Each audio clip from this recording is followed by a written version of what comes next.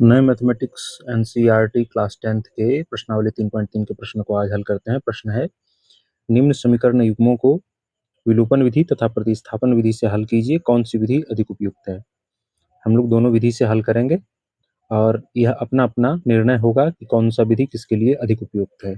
सबसे पहले विलोपन विधि से हल करते हैं। पहले प्रश्न एक नंबर के प्रश्न को, पहला समीकरण है x + y = 5 और 2x - 3y = 4। सबसे पहले हम लिख लेते हैं हल, और हम इसे विलोपन विधि से हल कर रहे हैं। विलोपन विधि लिख देंगे। समीकरण है पहला x + y = 5, यही है हमारा समीकरण पहला। और दूसरा समीकरण है 2x - 3y = 4, यह है समीकरण दूसरा। विलोपन विधि से हल करने के लिए हमें या तो x के गुणांक को बराबर कर लेंगे या तो y के गुणांक को बराबर कर लेंगे। और एक चीज हमेशा ध्यान रखेंगे कि जब दोनों समीकरण को जोड़ा जाए, जोड़ने पर चिन्ह नहीं बदलता है,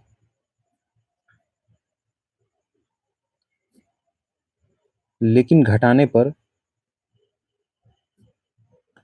चिन्ह बदल जाता है। देखेंगे इस लाइन का क्या अर्थ है हल करते वक्त।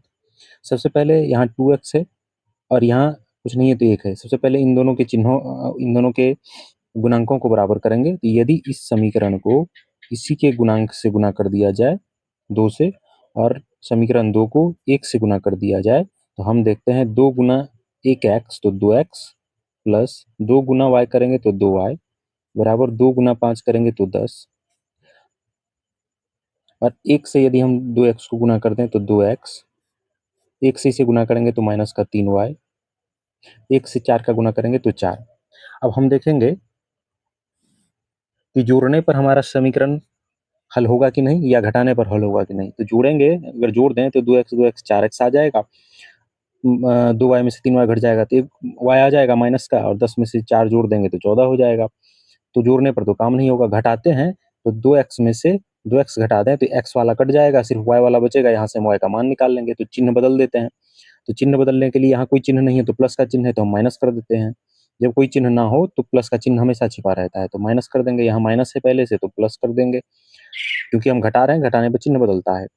यहाँ प्लस है तो माइनस कर देंगे। अब 2x में से 2x घट जाएगा तो 0 हो जाएगा। 3y + 2y, दोनों इसके पहले अब प्लस का चिन्ह है। 3y + 2y 5y, और 10 में से 4 घटाएंगे तो ये हो जाएगा 6। तो y बराबर हो जाएगा, ये 5 इधर गुना में इधर जाएगा तो बटे में 6/5। y का मान आ चुका है हमारे पास।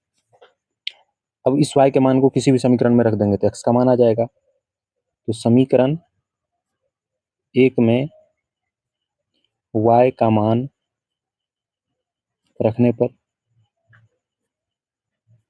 हम रखते हैं। समीकरण 1 है x + y = 5, x plus y के स्थान पर भर देते हैं 6/5, x = 5। इस 6/5 को यदि हम उधर भेजें तो माइनस का 6/5 हो जाएगा, यहाँ बटा 1 हो जाएगा। अब x बराबर एलसीएम ले लें तो 5 हो जाएगा।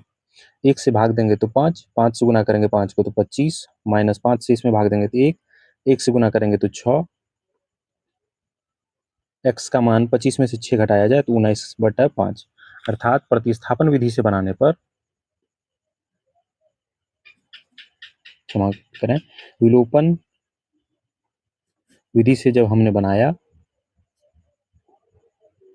तो x का मान आ चुका है 19/5 और y का मान आ चुका है 6/5। अब इसी समीकरण को प्रतिस्थापन विधि से हल करेंगे तो भी आंसर सेम ही आएगा। हल करते हैं प्रतिस्थापन विधि से। इसी प्रश्न को अब प्रतिस्थापन विधि से हल करते हैं। तो हम प्रतिस्थापन विधि पहले से ही जानते हैं। किसी भी एक समीकरण से x का मान निकालकर दूसरे समीकरण में रख देंगे। जैसे x + y = 5 है पहला समीकरण, जिससे हम x का मान यदि निकालें तो x बराबर हो जाएगा 5, प्लस का y इधर जाएगा तो माइनस का y, और यह समीकरण हो गया तीसरा। अब इसके मान को हम रख देते हैं दूसरे में समीकरण में। x का मान समीकरण 2 में रखने पर रखते हैं। समीकरण 2 है हमारे पास 2x माइनस 3y बराबर 4। 2x का मान है 5 माइनस वाई, तो रख देते हैं 5 माइनस वाई माइनस का 3y बराबर 4।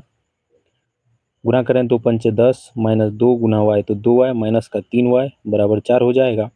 तो माइनस 2y माइनस 3y तो माइनस का 5y। 4 पहले से उधर है, मैं इस वाले 10 के पहले कोई चिन्ह नहीं है तो प्लस इधर आएगा तो माइनस का होगा, अर्थात माइनस का 5y बराबर हमारे पास आ चुका है माइनस का 6। माइनस से माइनस काट दें यदि तो y बराबर आ गया 6। ये 5 इधर गुना में इधर आएगा तो बटे में हो जाएगा, बट 6/5।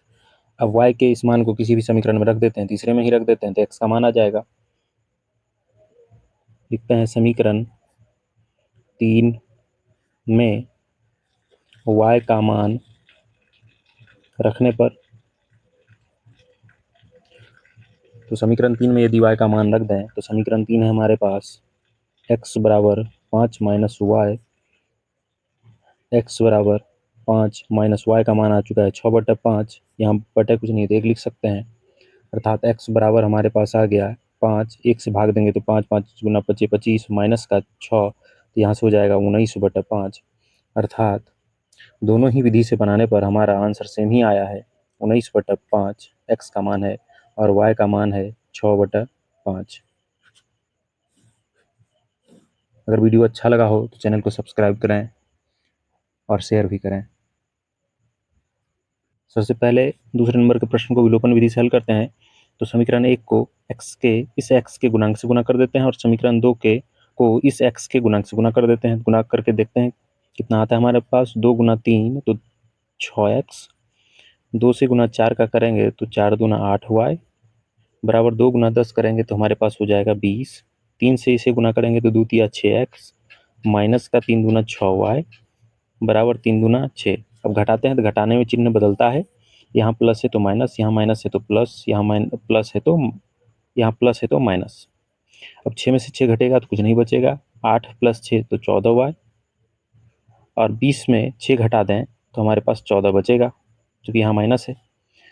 14 से 14 काट दें तो एक बार में कटेगा, अर्थात y का मान आ चुका है हमारे पास 1। समीकरण किसी भी समीकरण में रख लेते हैं y का मान। समीकरण 1 में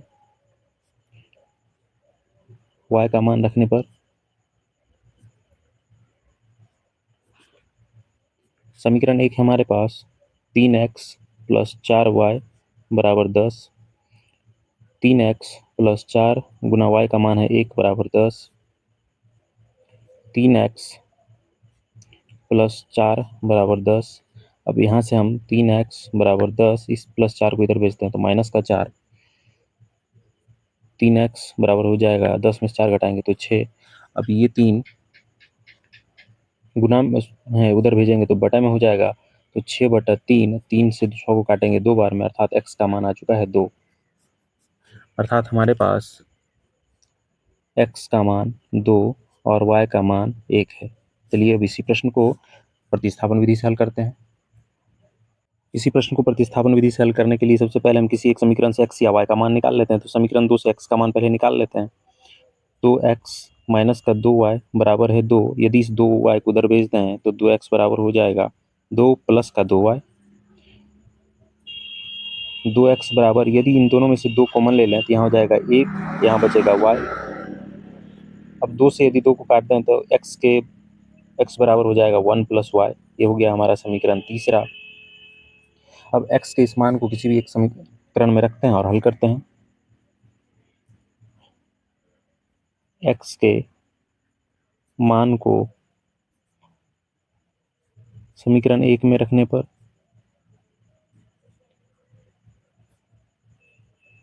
समीकरण 1 है हमारे पास 3x + 4y बराबर 10। 3x का मान है हमारे पास 1 + y प्लस का ये वाला 4y बराबर 10।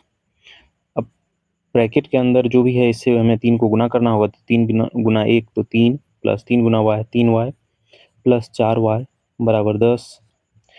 3 + 4 जोड़ दें तो 7y बराबर 10। इस 3 को उधर भेज दें तो माइनस का 3, अर्थात हमारे पास आ गया 7y बराबर 7। 10 में से 3 घटा दें और y को रहने दें, 7 को उधर भेज दें तो बटे में हो जाएगा, क्योंकि यहाँ गुना में है, काटेंगे तो 1 होगा, अर्थात y का मान आ चुका है 1। अब किसी एक समीकरण में हम रखते हैं y का मान। समीकरण 3 में y का मान रखने पर समीकरण 3 है हमारे पास x बराबर 1 प्लस वाई, x बराबर 1 प्लस वाई का मान है 1, तो x बराबर 1 प्लस 1 हो गया 2, अर्थात हमारे पास विलोपन विधि से भी x बराबर 2 और y बराबर 1 आया था, और प्रतिस्थापन विधि से भी x बराबर 2 और y बराबर 1 आया है।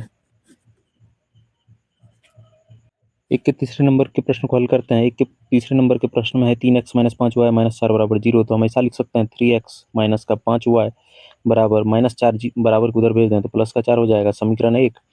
और समीकरण 2 लिख सकते हैं 9x, 2y को बराबर की इधर ले आए तो माइनस का 2y और 7 को उधर ही रहने दें, तो समीकरण 2 आ गया।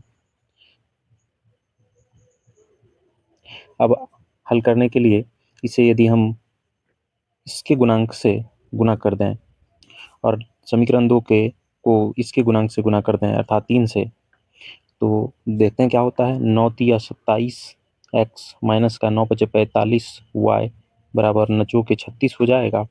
3 से गुना कर दें 9 तिया 27 x माइनस का 3 दूना 6 y बराबर 7 तिया 21। चिन्ह घटाएंगे तो चिन्ह बदलेगा, तो यहाँ माइनस हो जाएगा, यहाँ प्लस, यहाँ फिर माइनस। 27x में से 27x खत्म हो गया, 6 में से 45 घटाएंगे तो माइनस का 39 y।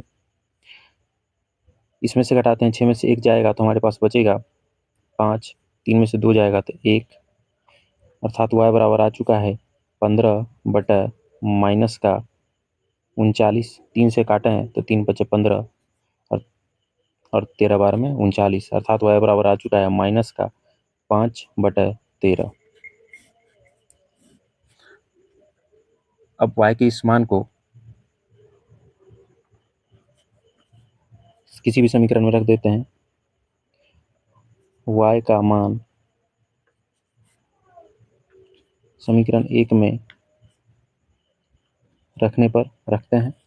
समीकरण 1 है हमारे पास 3x माइनस का 5y बराबर 4, 3x माइनस का 5 इंटू वाई का मान है माइनस 5 बटा 13 बराबर 4। 3x माइनस गुना माइनस करेंगे तो प्लस हो जाएगा, 25 बटा 13 बराबर 4।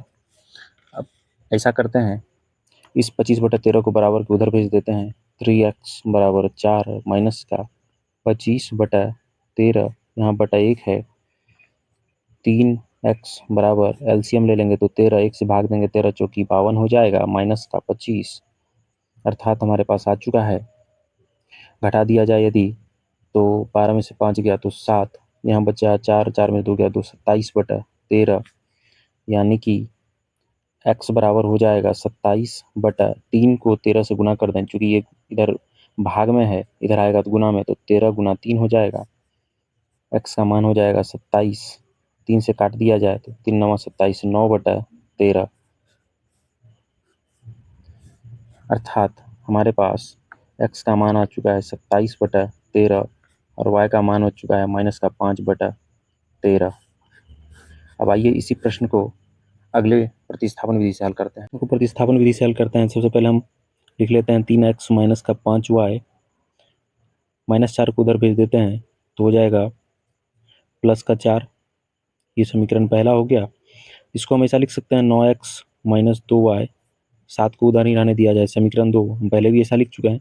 अब हम x का मान निकालने के लिए समीकरण 1 या 2 से किसी एक से x का मान निकाल लेते हैं। 9x बराबर 7 प्लस का 2y हो जाएगा, क्योंकि इधर माइनस है उधर जाएगा प्लस, ऐसे भी पहले से ऐसा ही था, सिर्फ 9 को यदि हम उधर भेज दें तो ये हो जाएगा 7 प्लस 2y बटा 9, और ये हो गया हमारा समीकरण तीसरा।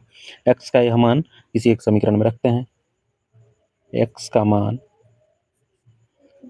चूंकि हमने 2 से निकाला था तो 1 में रख देते हैं। समीकरण 1 में रखने पर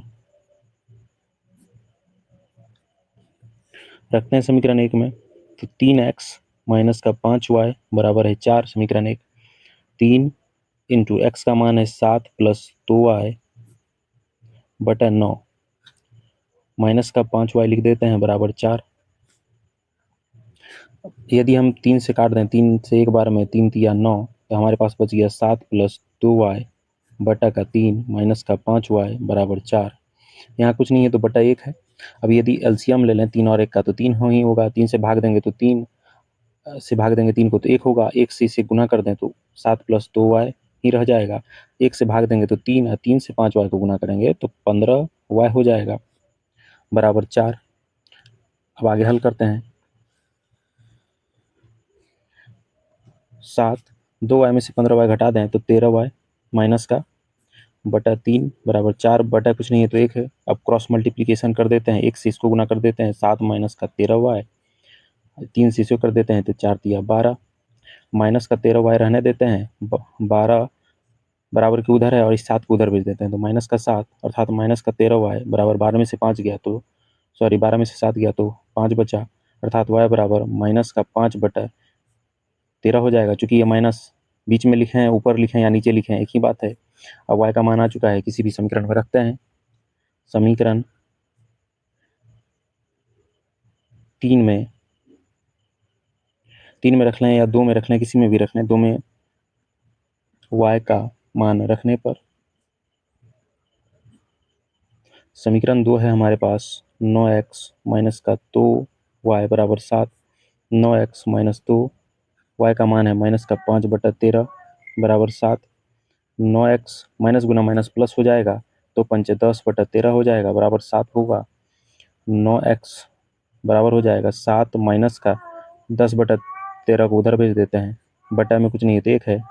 9x बराबर हो जाएगा 13। 1 से भाग देंगे 13, 13 से गुना करेंगे 7 को तो जानते हैं 91 होता है। माइनस का 10 अर्थात हमारे पास आ गया 9x बराबर 81 बटा का 13। 9 इधर गुना में है, इधर जाएगा तो 81 के बटे में हो जाएगा। 81 बटा 13 गुना 9, 9 नवा 81 अर्थात x का मान आ गया 9 बटा। अतः 9 से अगर गुना करेंगे, काटेंगे तो 9 बार में अर्थात 9 बटा 13, यानी x का मान आया है 9 बटा 13 और y का मान आया है माइनस 5 बटा 13। विलोपन विधि से हल करते वक्त हमने कटाकर जो मान लिखा था, थोड़ा सा यहाँ पर गलती हो गया था। 3 से काटेंगे 9 बार में तो 9 बटा 13 होगा अर्थात यहाँ भी x का मान 9 बटा 13 होगा अर्थात विलोपन विधि से भी उतना ही आया और प्रतिस्थापन विधि से भी उतना ही आया। आइए अगले प्रश्न को हल करते हैं। 1 के चौथे नंबर के प्रश्न को हल करते हैं। सबसे पहले 1 के चौथे नंबर में समीकरण को ठीक तरीके से लिख लिया जाए यदि, तो 2 और 3 का यदि हम एलसीएम ले लें तो ये हो जाएगा 6। 2 से 3 में 6 में भाग देंगे तो 3 होगा। 3 से x को गुना कर दें तो 3x प्लस 3 से अगर 2 6 को भाग दें तो 2, 2 से इसे गुना करें तो 4y होगा बराबर हो जाएगा माइनस का 1।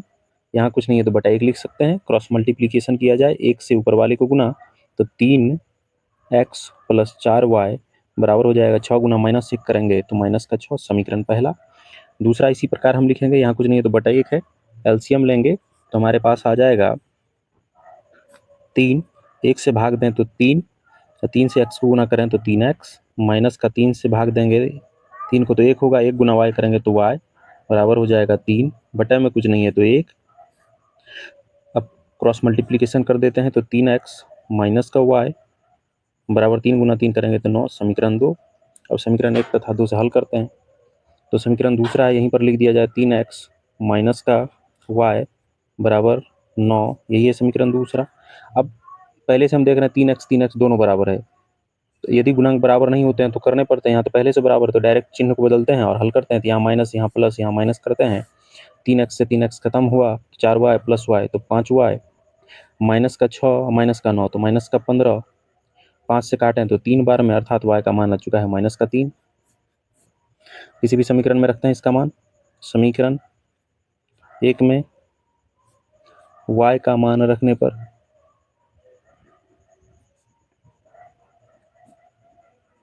समीकरण 1 है हमारे पास 3x प्लस 4y बराबर माइनस का 6। 3x प्लस 4 गुना y का मान है माइनस का 3 माइनस का 6। 3x प्लस गुना माइनस करें तो माइनस 4 तिया 12 बराबर हो जाएगा माइनस का 6। 3x बराबर हो जाएगा माइनस का 6, -12 उधर भेजते हैं तो प्लस का 12, अर्थात 3x बराबर हम लिख सकते हैं 12 में से 6 घटाएंगे तो हो जाएगा 6। 3 को यदि हम उधर भेज दें तो x बराबर हो जाएगा 6 बटा का 3, 3 दूना 6, अर्थात हमारे पास x का मान 2 आ चुका है और y का मान आ चुका है -3। आइए अब इसी समीकरण को प्रतिस्थापन विधि से हल करते हैं। अब इसी समीकरण को हम प्रतिस्थापन विधि से हल करते हैं।